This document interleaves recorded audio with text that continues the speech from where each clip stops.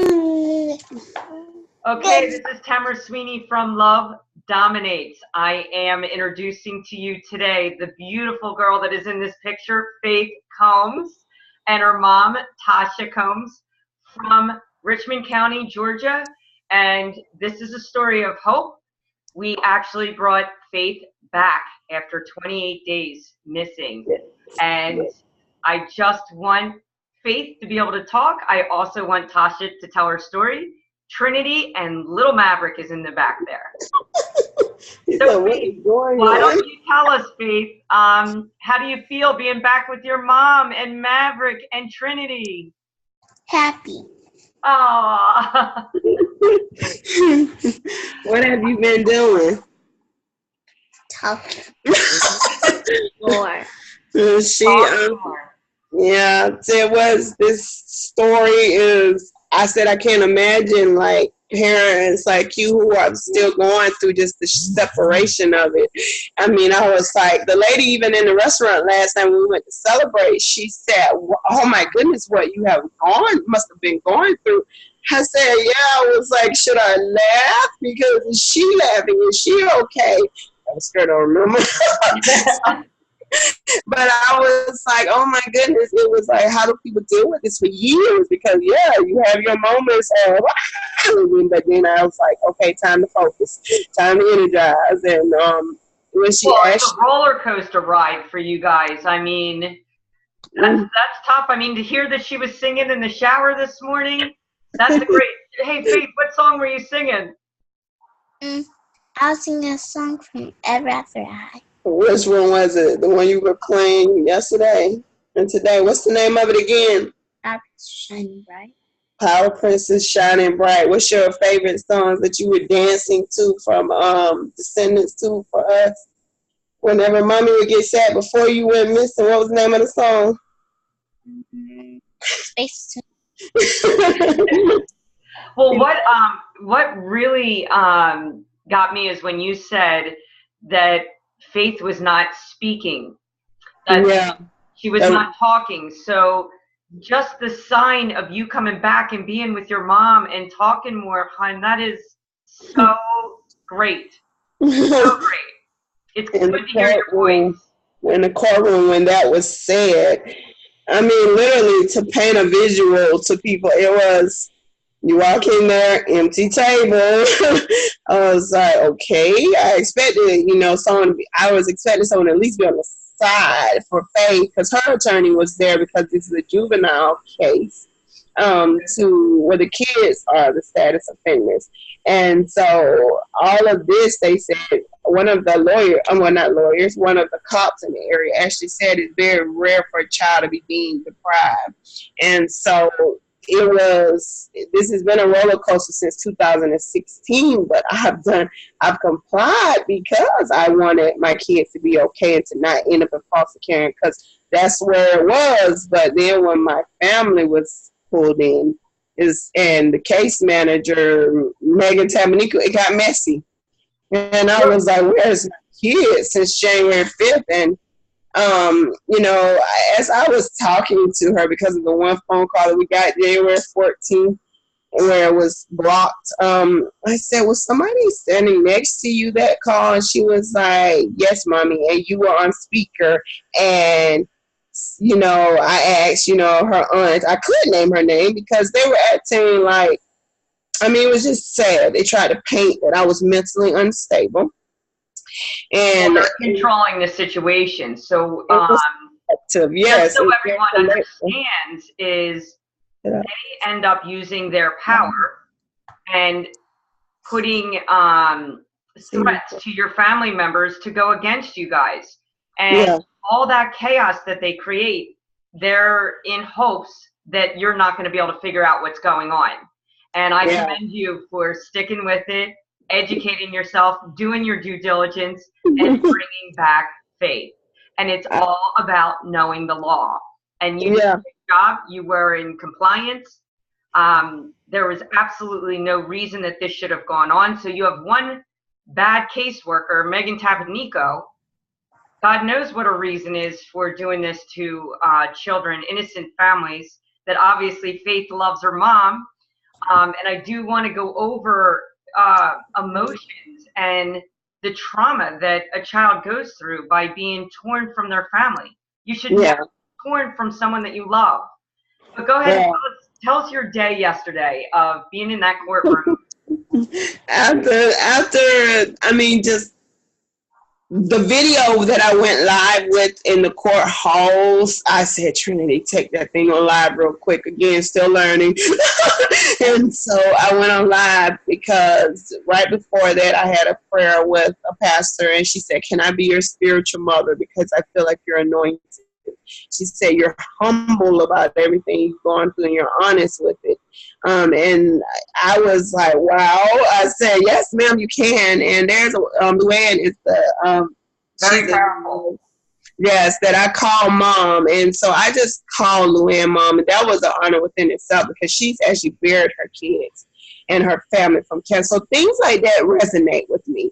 So when I went and over a conference call, she said a prayer. She said, you are meant to bring your baby home. Go get your baby. She said, go get our baby. And I said, I've come in contact with Christian women who are advocacy groups. And I said, I feel like God is lining something up. And that's not me being boastful. Really, my hair was like half done. This is not a spotlight that we were looking for or asking for. We're not spotlight people. But when it came to in the courtroom, the arrogance of this was just about me and my kids. Yes, it was about my baby coming home. Yes, I was trying to figure out what the heck was going on with children. Well, picture the courtroom. Give people a visual what that courtroom was, because you weren't allowed to bring anyone in. So you're there by yourself, and they're judging your character, and they're knocking you down and demeaning you. So Trynati was in the hall. Yeah. Trynati was in the hall, and she had the baby. And the judge could have allowed it because the officer said I have to check with the judge. But it wasn't allowed. But I feel like it was meant to be, because if she would have heard what was said by her aunt and my mom, all of this is getting to her. Her body is going down. Just the collective of she's mentally she needs to get help is what they said. My past, as Megan put it, affects me. Be careful, baby. This is recording. You have on a dress.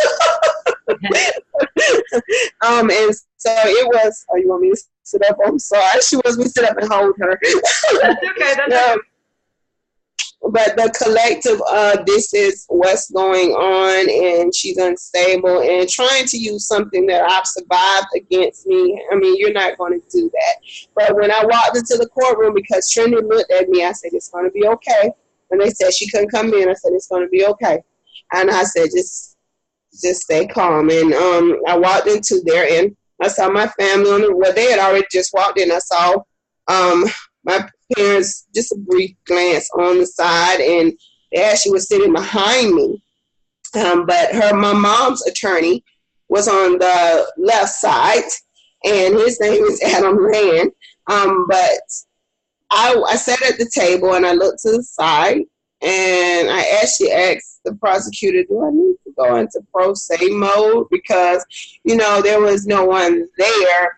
I could have, the judge gave me, he did, because by right we're supposed to have an attorney, so he offered. And I took a deep breath, and I said a little prayer, and I said no. I said we can go forward, and he said, are you sure? And I said, I'm sure we can go forward. And that's scary enough right there. I know anyone that's listening to this video will be able to relate, because that's that gut-wrenching feeling that you're in there and you're against the world. Yeah. That's the I had a sense of calm after I took in meditation, Trynati, even the baby, and again, lost the V card, had the baby through this program, making her feel like she was a delinquent. The evidence really doesn't matter here, because literally no one looked at the evidence. The prosecutor did, Brennan Fleming. He did acknowledge the evidence and state that I'd done everything and that I was competent, but everyone else tried to tear it down. That's what you said. We need the jury trials so that this. Yeah, I really believe that the jury trial Yes, absolutely. I said that what they're saying is meant to protect our kids and our families is exactly what's hurting them. Because jury trials, even though they don't always go right, for the most part, you know, they are given a set of rules. You have to look for a reasonable doubt, and if you have absolutely no evidence, then it's going to be dismissed or at least continued. And so these things being removed leaves it in just a single, not so many hands that make the decision for you. Collectively, I mean, my mom's attorney spoke, and then my mom's attorney spoke. My mom spoke. My mom acknowledged, and her attorney actually said that I was not stable.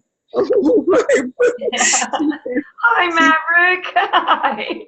He loves his toes. Why we have Maverick here? I mean, this is a great example of faith. How did you feel being separated from Maverick and your sister Trynati? I'm sad. Of course. But you knew that they still loved you, right? Mm-hmm. And you still believed that they were fighting for you, right? And that's what kept you going, huh? You knew your mom was coming after you? You can say it express your feelings to what was. I said yes. No, you can remember how you told mommy how you were feeling while you were gone, because I did ask, and I always say happy first when I ask my kids, even when Trinity was young. I always say, well, what were you feeling about? You feeling happy? Because you can, you know, if they're feeling angry or sad, you don't want to start with that emotion, so it can be a clear answer. And so I always start with happy, angry, sad, and she was like, oh, I was angry, mommy. And I was shocked. I was like, okay, yeah, that bite in her. But she was like, I was angry because I did ask to call you. And, you know, in her own manner, she said they were like, what is it? Blockhead people. No, she said the other one. Minecraft. She said they were like the creepers on Minecraft sitting there next to her for the one phone call. And I was on speaker, and she was, and she made me laugh about something I was being serious about, but she put it in her own way. But she said she wasn't talking. And I mean, because that is in the courtroom, that is what took place. You know, Tina did, well, my mother went up there. She was confident in what she said, but I could hear that there was no confidence.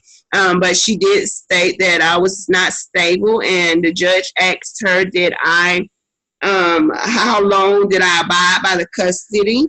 And she said only a few weeks. And, you know, that was a quick jab in the heart because, you know, again, this is an adjustment for me because I've always grown up to be a family person. I'm not saying I'm perfect, but my grandparents, who are probably like doing triple flips in their graves because this is like, what are you doing? But I said, wow. Yeah, and your family was torn apart, meaning your mother, your father, your sister, because everyone. The court comes in and gets everyone to pit everyone against each other. And you have nobody. And that's what love dominates. That's my big thing because I myself was in that situation. So I want to give people hope. I mean, to do this alone is awful. I see Maverick. Like drooling and watching But TV. I mean, for Faith, were you asking your aunt, like, can I please call my mom? And she was refusing? I only got the caller once until she kept on saying and said it was a lie. So she hung up in her face. How'd that make you feel? Sad. Sad. Well, let me tell you, you are a strong girl for putting up with that long 28 days. But you're a very strong girl, and you'll probably be very smart now that she understands what went on. But continue. I'll let you continue your story. we sent her a note with her glasses, and I told Trynati, and I have a little video where I'm recording that we're dropping the glasses off, but I don't go on the property because they kept calling the cops. And the cops were called 3 times. One time was by me, but thinking that visitation, because it was such an empty block, would be enforced. But, you know, my sister would come and back it up. And I said, that's a source of power. They were estranged for years. And then it's come to the point where, okay, now that's what you're doing. You guys are united to do what again? But it was just visually, wow. And it wasn't even the chance program. I don't even know who was saying what to anyone by then. It was more the messiness came from Tabanico. So literally, one caseworker can destroy your whole entire life. Yes. By them having a little bit of power or immunity, they have literally destroyed your family. Yeah, and the thing is, she thought she had immunity, but she was aware of the laws that she was breaking, because I have the recordings of me saying, you know, you're breaking blah, blah, blah, blah, blah, and she still did it. So, yeah, whatever. You can, because they have no souls. They have no conscience of what they're doing. It all comes down to money, and that's children are a high ticket dollar sign. She's young, and when I was telling people, her coworkers and her supervisor, and I was like, she's not doing, you know, I am just trying to, I mean, I even have a text message to my mom where I'm just requesting visitation be written out and notarized. And I screenshot it and saved it, and it was not something that I had to, I thought I would have to use, but as I told my aunt, my mom's sister, which I'm not sure it was my son, when I was talking to her, you know, you always are in defense of what she's doing. As the human aspect, you do realize I'm human, correct? You know, it was like you're always defending what they're doing, and you're not hearing what I'm saying. I'm telling you, I have solid proof that none of this is supposed to be going on, and for every time that they involve law enforcement, they're making it worse. But everybody, yes, literally. Well, the law enforcement is doing what the judges are telling them to do. I mean, their hands are tied. They'll just appease you and say, okay, we'll go do a well visit. And they, you know, you had that one well visit, but that's when we found out that Faith wasn't even with your parents. Yeah, my dad just kept saying it like it was nothing, that I'm telling you, we don't have her. And Megan said, you're not supposed to know where she is. And I said, what? Good for a child? How is that good for a mother? And she's been, it's not like she hasn't gone to stay with family members for about a week or even 2 weeks at a time. The kids have been gone. For 7 months they were gone because we have an attached report summons March 24, 2017 was the original custody. And I abided by it. And I went by that. And I have the emails where I'm reaching to the school, and I had the text message where I'm talking to my mom. And my mom is saying, well, I didn't want to do that, take over the responsibility of learning coach. Because this is temporary. I said, you temporarily have to take legal responsibility for the safety of Faith, to keep her out of foster care. But well, you feel that you have to abide by this. You feel that we have law. So it's not like you wanted to. It's that you have to abide by what they're saying. I even told Megan and her supervisor that I am willing to meet her in the Cole building if that's what I she has this skirt on, and this is her, but it is, you have to abide. I felt like, you know, while I was quietly looking up our laws and our rights and figuring out, literally I've been calling all over the country trying to figure out what motions I could file. And, you know, this is not, by all means, at some point you really think, oh God, I wish I didn't know my name right now. I mean, because you almost go insane, but then your kids pop up in your head like, okay, Who's going to do it if you don't? And yes, you feel exhausted. And I felt like I was so alone. And I was like, at one point I said, God, forgive me. I've been saying I've been alone, but you've been helping me. Because I was directed towards every law to at least slow the process. And with all of this going on with my kids, I started to reach out to the support groups on Facebook. And that's when my mouth dropped. I was like, oh my goodness. I was like, oh my God. And that is why I actually got your name from one of the parents in one of these support groups. And she is one of the people I reached out to the day the cops were called, because family, blood relatives were no longer. I mean, it was the strangers that became our family. Yeah. And so I reached out to her because what my parents didn't tell the cops is that our lives were tethered. It was a form of control I see now, because my mom.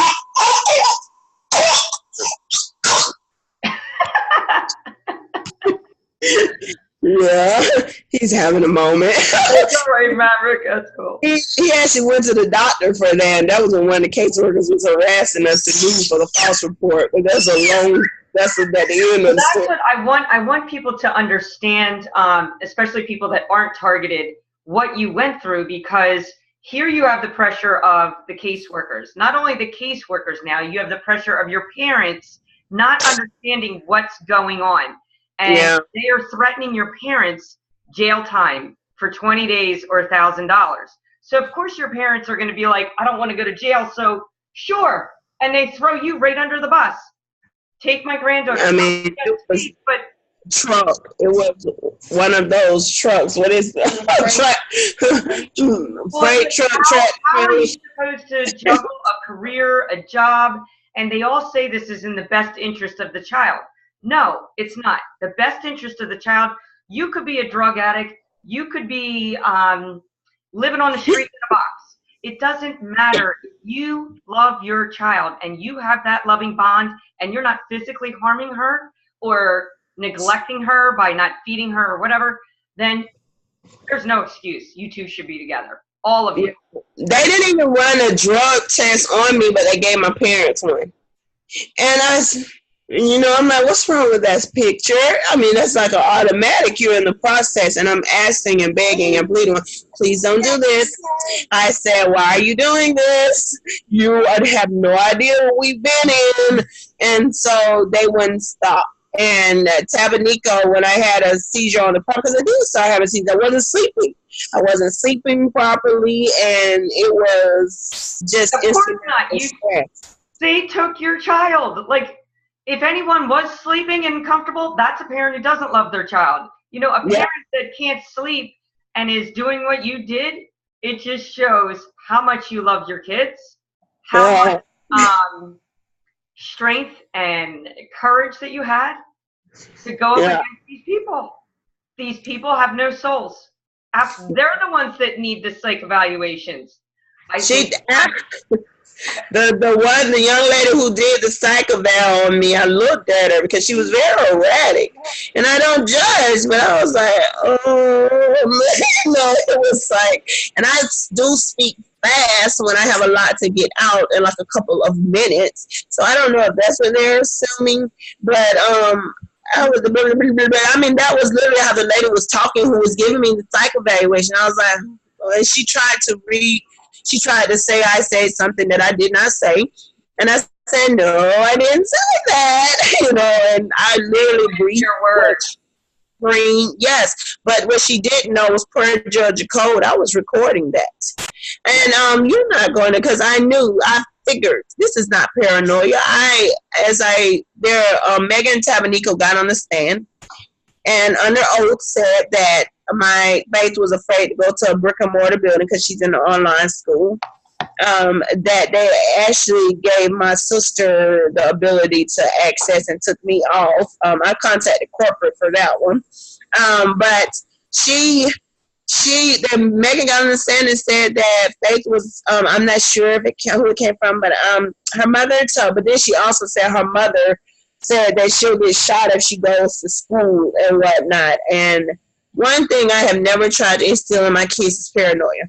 Because the same thing that they were trying to use against me is what was working against them. Trynati, get in there. With that green hat, Lord help us. No, you know what? I do, Trynati, while you're here, I wanted, because I just want to commend what a great job you did by supporting your mother, helping out with paperwork.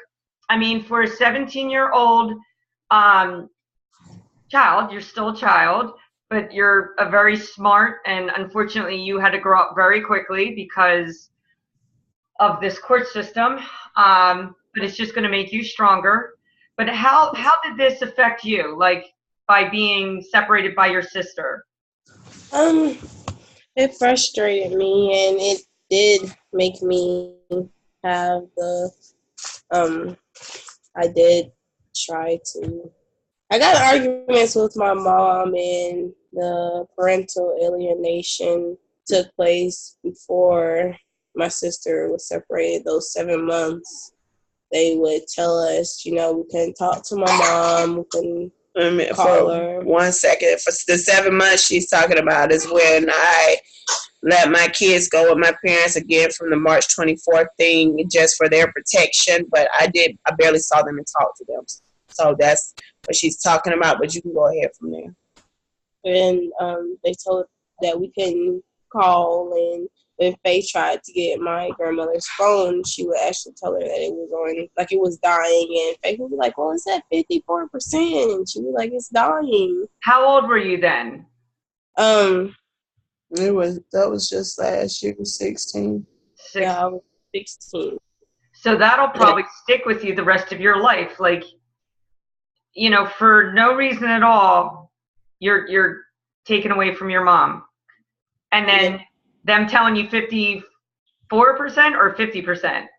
It would be like a high number. It would be like even 70%, and she would be like, it's dying, I need to put it on the charger, and then she would use it herself. And I would have to sneak and use my phone and act like I was calling my best friend and, talk to my mom, or let Faith or sneak a picture and send it to my mom and act like I was sending it to my friend or showing Faith something on my phone. And I would have to literally sneak and act like I hated my mom at one point just to get over there and just to talk to my sister. And like the last time, January 5th, they wouldn't let me go. And I even tried to act like I hated my mom, and they still wouldn't allow me over there because Faith wasn't there. And that time did feel different. It felt so different for us, January 5th in the hotel. It felt really different because I've never done live streaming through the support groups. That's when, like I said, it's like a plague of people just not acknowledging what's really going on and just covering their own tail. And so I discovered within the school system, because I didn't start with talking, even with the kids in the program, I tried talking to Faith School. The lady that filed, the social worker that filed on Trynati, she's never met Trynati. So I tried to talk to Faith School, Tobacco Elementary. I was in there with the vice principal constantly. But I really saw that people are really just going to cover their own tails. And I said, this is so sad. And so it was very eye-opening experience. It was literally, oh my goodness. And then going into the groups, the young mother from the UK who was dating somebody who was on drugs, but she broke up with him because they came to take her kids and she killed herself. And then there are so many parents that have killed themselves for this. And I said, I understand the anguish. Yeah. And it's like your heart feels like it's just been ripped. There's something saying that your heart is always walking around once you have children. And so you actually, there are parents who don't care about their kids. There are parents who adoption is necessary because the parents don't want to deal with the kids and they don't need the kids. But for the parents who do care, and I was getting Faith in education, it was blocked. And that is what everyone said I was not doing, even yesterday in the courtroom. Here's the thing with the parenting about education. How is education tied into this? I mean, I know people that homeschool, and I know people that do no school, and those kids come out completely fine. As long as they have love in their life. And Yeah. that is the ultimate message, is as long as you love your child. I mean, you know, purposely neglecting your child of educating them. But I mean, if you're at home and you're doing homeschool, you're still educating your child. It may not be the way they like it, because when you go to a public school, every child that goes and attends, they get money for it. Yeah. They want them to go to the online school. I learned from research, it wasn't negligence. It was what was frustrating me about my family. I said, you're being negligent and you're absorbing the ignorance of it all when I'm asking you to look at what is going on. They wouldn't even look at the court documents. They wouldn't go to court, which, like I said, God, that may have been a sign, but we didn't listen to it. We dragged my mom in there, and it kind of spiraled from there. I mean, it's just, I expected the arrogance from my sister, because when she gets angry, the arrogance comes out. She's put there me. must be some jealousy factor there, because I never even thought about that. I'm just like, she's a very angry person when she gets mad, but she literally one of the last real, like, in front of your face, well, not even in front of your face. We were in a van in Daytona Beach because her daughter, who, that's another story, was going to college, where she did get kicked out, but she was going to college. And so I told my mom, because the year before a family member had attacked me, it was a verbal thing, but it took me a year, but I said, I need to talk to her on my own time. And I did. Again, I'm not a perfect person. I'm not going to stop me. I'm not 10,000 more mistakes, because I'm human. But the people who had my baby were acting like they were Android. I mean, they were literally like, what are you doing? I mean, you're going to tear me down because of what? Because Tina was the same one. Well, there's her name. I didn't say the last one.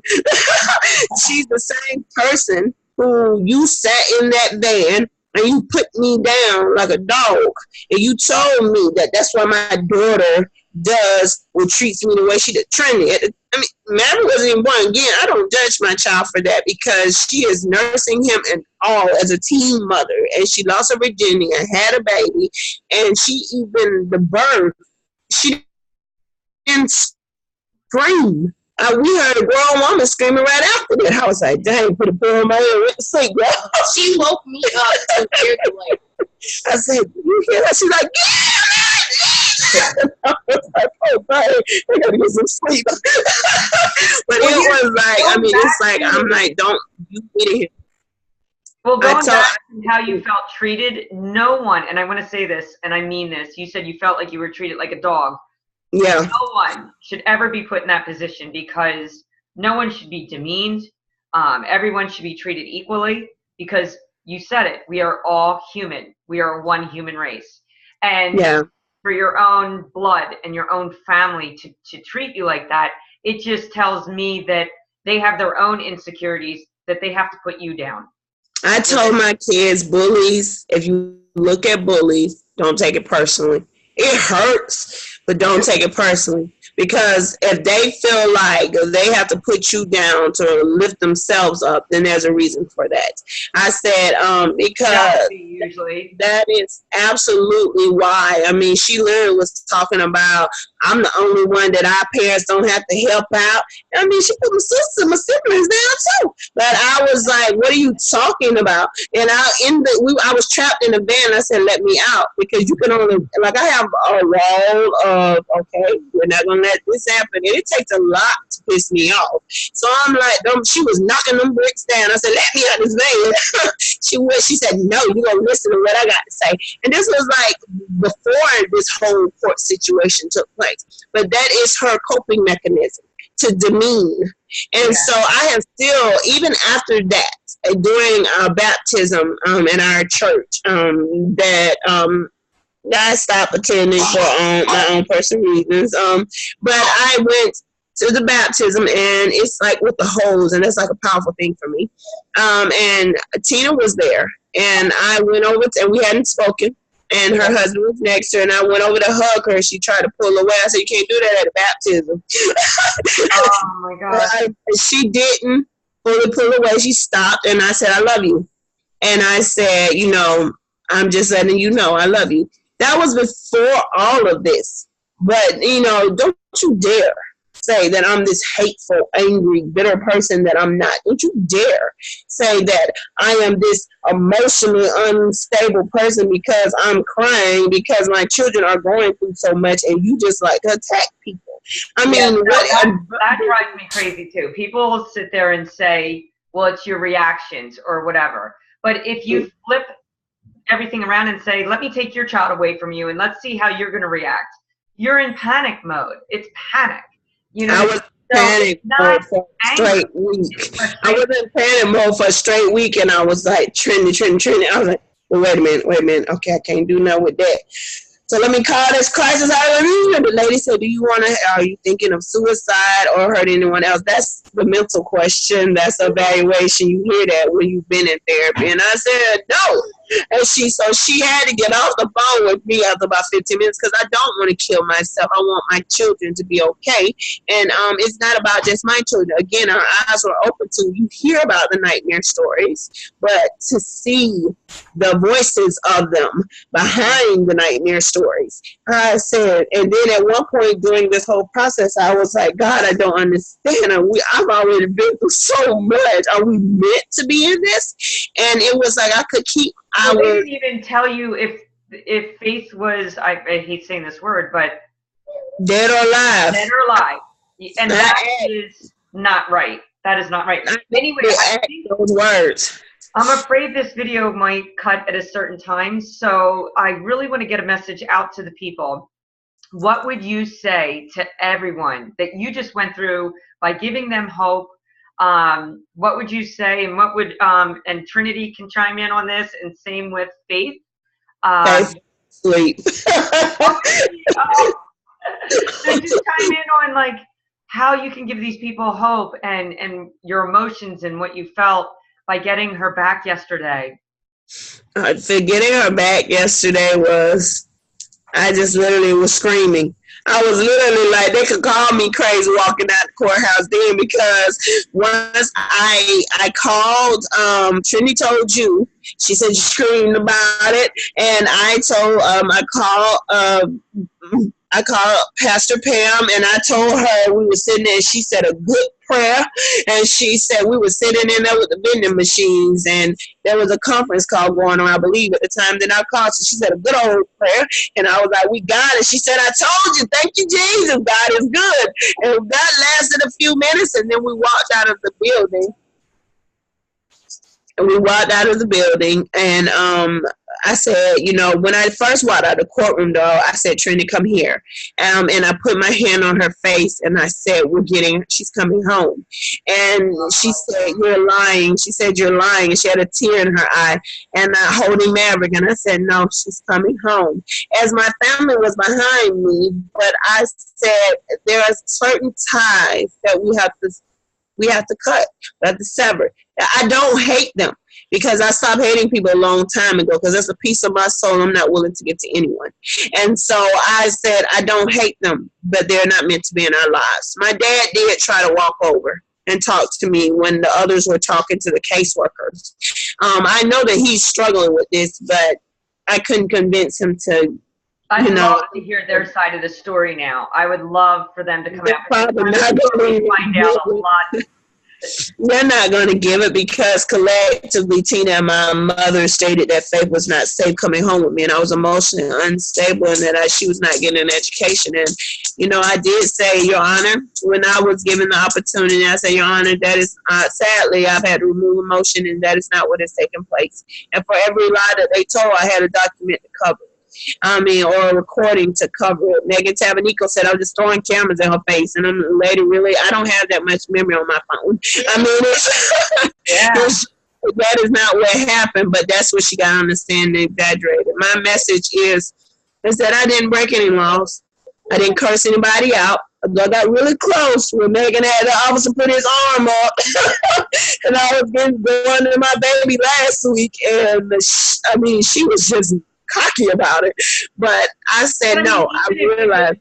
Seriously, even if you're cursing, no one understands how devastating that is to both you and Faith.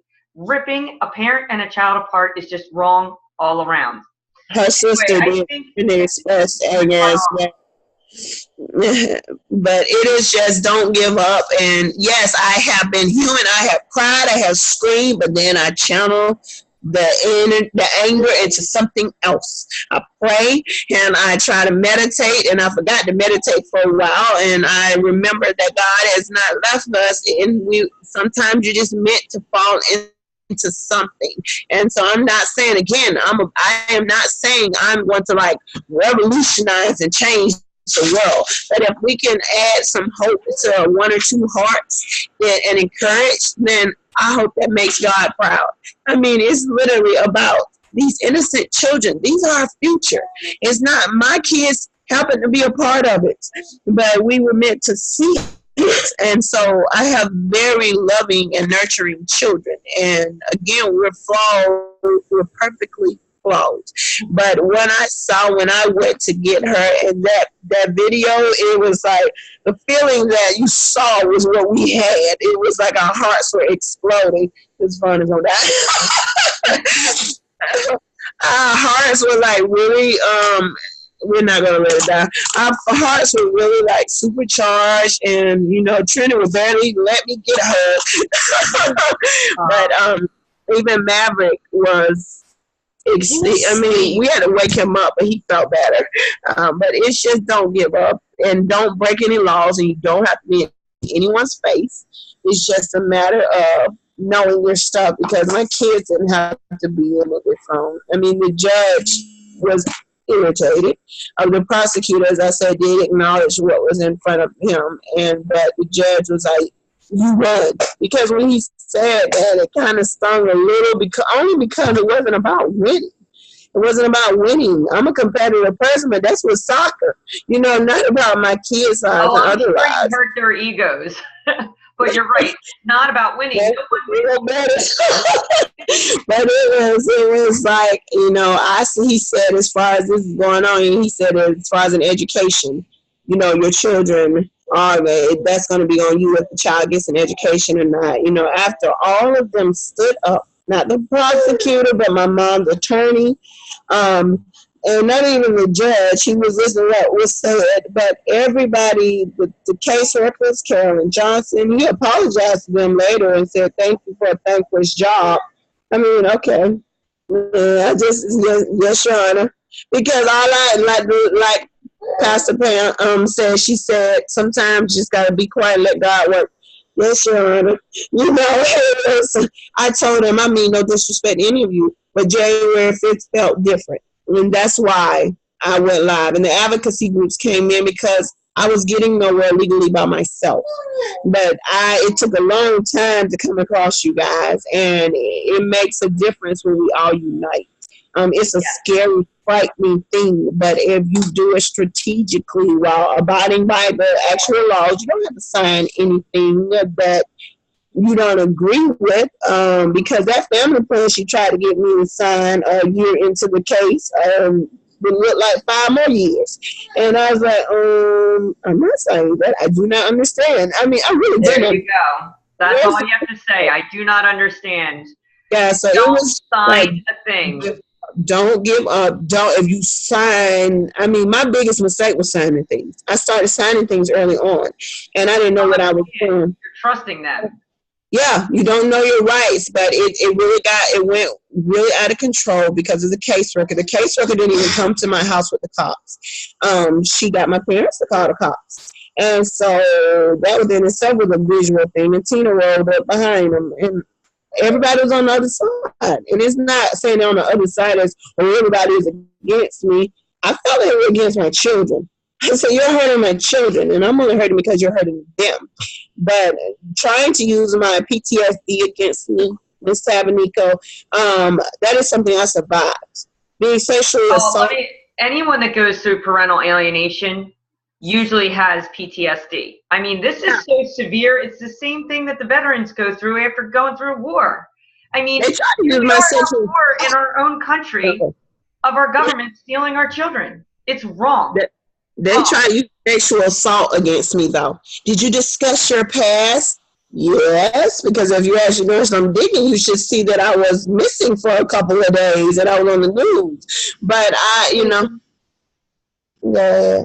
Like when we were over there, they would tell us that my mom was like doing too much and that she just needed to listen and that Megan was trying to help and that like they would just tell us that it was just like my mom's fault and that she was doing everything.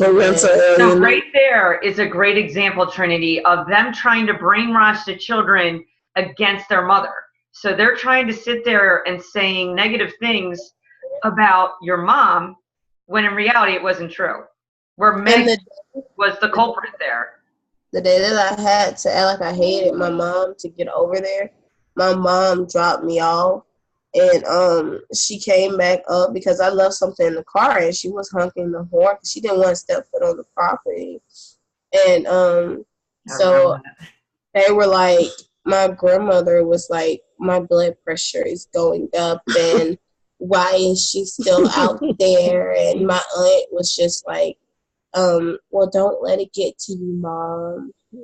They were definitely very united. The thing is that the prayers and I had to learn to let go, and it still seems I'm still human, but I would rather cry and get it out than beat on someone. But they try to use my sexual assault that happened to me as a teenager. Something I survived. That's what you try to use against me.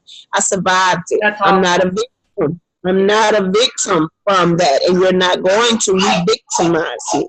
That is not going to happen, and you're not going to try to use something that I survived against my children. Yes, that happened, and yes, I'm okay, and yes, I get therapy when I see a therapist on a regular basis sometimes. If not, I meditate or I call a prayer line. I actually acknowledge it. I say, yes, TBN has a great prayer line, but either way, they're trying to use it against you, so you did the right thing, or so we think. You know, you went through something that was, you went through trauma, so you go to therapy willingly. You make yourself better, and you understand now you're not a victim, but you're a survivor. And they're trying to turn it and twist it to make therapy bad. Now therapy is bad for you because you went to therapy. But yeah, they said I needed more. They said I needed therapy because I mentioned it. What? I mean, do you know how hard it is? How hard it was in the beginning when this initially happened to me? When you start saying the words out loud that I was a victim of sexual assault, and you start saying what happened, then the power over you, it starts to lose control. So years ago, I started saying it. So what are you saying, lady? I mean, it's like, okay, yes, and next. I mean, it was like, what are you doing? And Megan was acting like I'm just harassing her. And no, sorry, I'm doing other things. I'm looking up the laws for breaking, which is at 10 at this point. I mean, it's just don't give up, but you don't have to get in anyone's face. But when my parents invited her back over on my birthday, they no longer claim because my dad and I shared the birthday, but they just acted like talking about my child living somewhere else was nothing. But that is the day that I put the camera in Megan's face. That's the only date that I put a camera in Megan's face. Yeah. So just the lies, but they didn't shake me. They were trying to shake me. Yeah, and it's sad, but it's like, okay, this is what they're doing. But I was physically at that table alone, but not spiritual. And that's what I went with. I had to go with it because I would have felt so broken if I wasn't meditating and thinking about God. Get me through this, please. God, get me through this. Give me the right words to say. So apparently we are through it. I know it's not over, and I feel like our journey with what is going on is not over, because when I came across certain laws that didn't apply to me, I said, okay, maybe it'll help this person. So it's like when Faith was in my arms, I said, Trynati, and I said, Faith, are you actually, I said, even the conversation today, I said, Faith, are you willing to go on camera and talk about it? You always on a YouTube channel. And she was like, I said it's to give people a little hope. You don't have to give like details because she's scared. She's nervous about telling on people. And so I said you don't have to give details, but I said you can just. Yeah. I mean, she said they would say. I mean, literally, people are telling her to hide if I come knocking on the door. So I said, you know, you don't have to say anything like that. This is all about, you know, just adding some hope. But if you don't feel like this, she said, if it's about hope, giving other people hope, I want to do it, Mommy.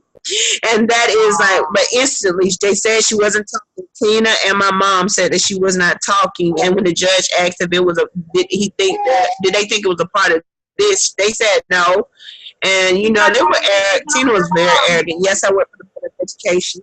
She was like, I work for the Board of Education, and I took her pass. What do you mean, Tina? I was thinking in my head, what do you mean you took her pass? Like those weekends that I got her, she had to work 9 hours straight because Mommy wasn't doing it like she was supposed to. I said, that's what you mean? I mean, that's what I was thinking in my head. But I listened. You're not going to shake me because that is not what is meant to happen today.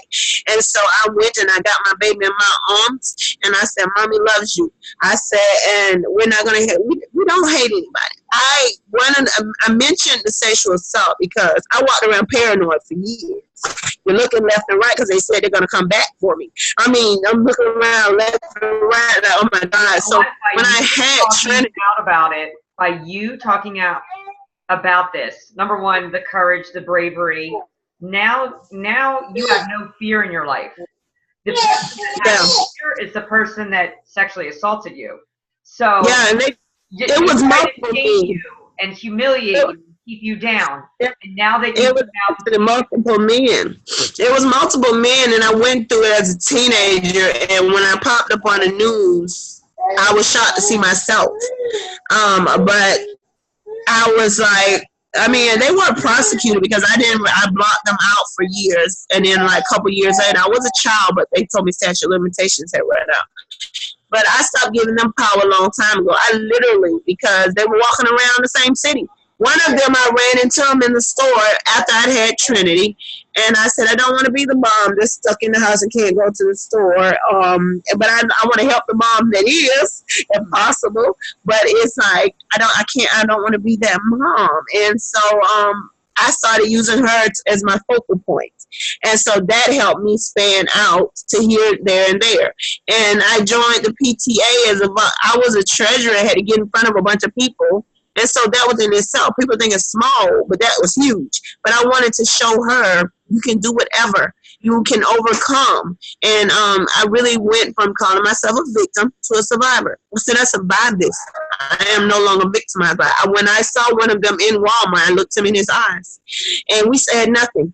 And he looked at me like he, excuse my language, like he shit a brick. I mean, it was just like, okay. I said nothing, and I walked the other way. By looking them eye to eye, and now he's scared because he knows you're not scared anymore. And I pushed the buggy right on and got some ice cream or whatever I got at that time. But it was like, this is what they're trying to use against me now. But no, I've always told my kids, be cautious, not paranoid. Right. And so, no, I don't raise my kids to think you're going to get shot in school. But are guns in the school? Yes. So if you become aware, let's be cautious, not paranoid. You don't want to live your life in fear. Does that mean I am fearless or I'm being foolish? No. The only time I was ever foolish was to keep allowing toxic people to infect our lives. Right. But yeah, take control of your own life. Yeah, and it's like where you go. How you were raised. It's listen to your gut feeling, and stay with that intuition because that will guide you. Anyway, we have to go. I'm surprised actually it hasn't cut off yet. But you are an inspiration. This is the best news ever. I love that you have faith. Trynati has learned huge. A shoe. Yes, she wrote that heck on. She wrote these shoes. She wrote on them. God will prevail in everything. Love dominates. Hashtag love dominates. Put them up again because that's those you should never. Oh, great! Love dominates. Love that. Oh my God! And that is the ultimate message that love is the ultimate power. Oh my God. Yes. Don't get angry with people, or get angry and breathe it out, because it was a long, I mean, we've been going through it for 2 years, but Faith was gone for 28 days. And so, yes, take a breath and channel it, because it hurts like hell. And so I cried, and I prayed, and I meditated, and then I had to focus. And Faith said, Mommy, were you having seizures? I said, maybe a little hiccup or one.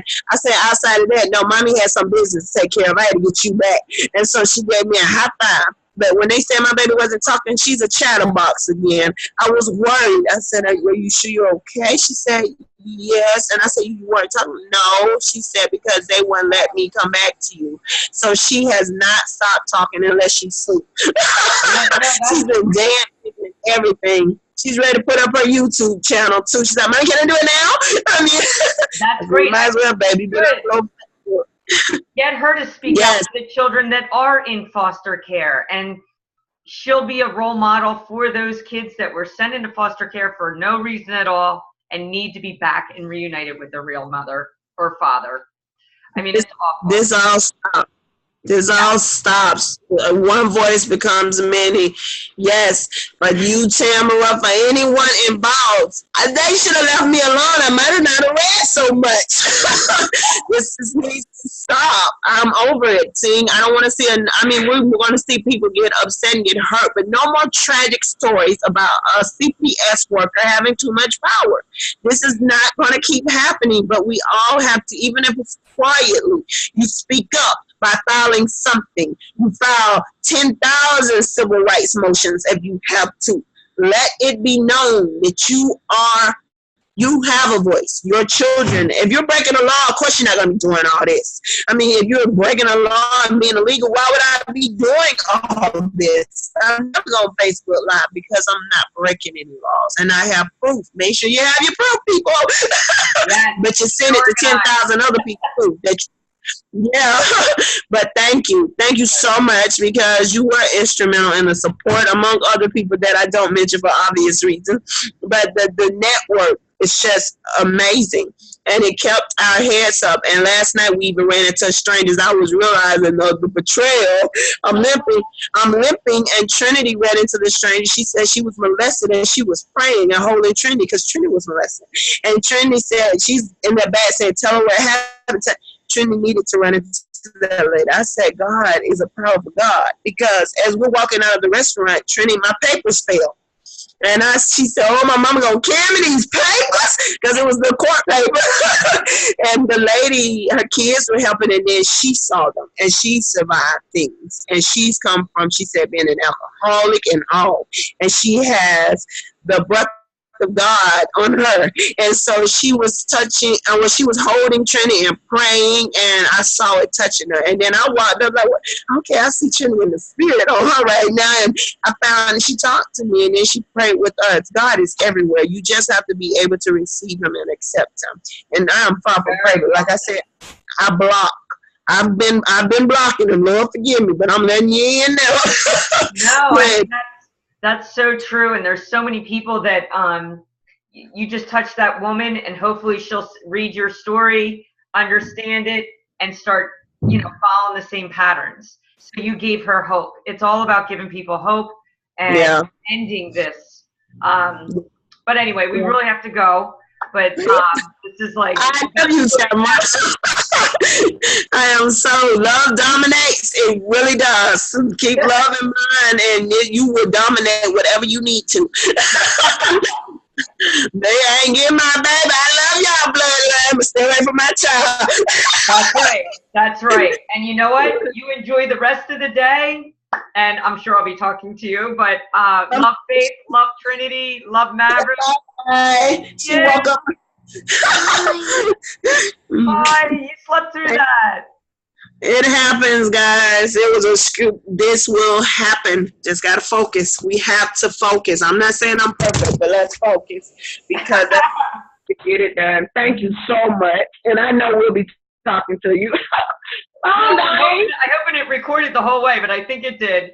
So I will talk to you guys soon. And what a great story. Great ending.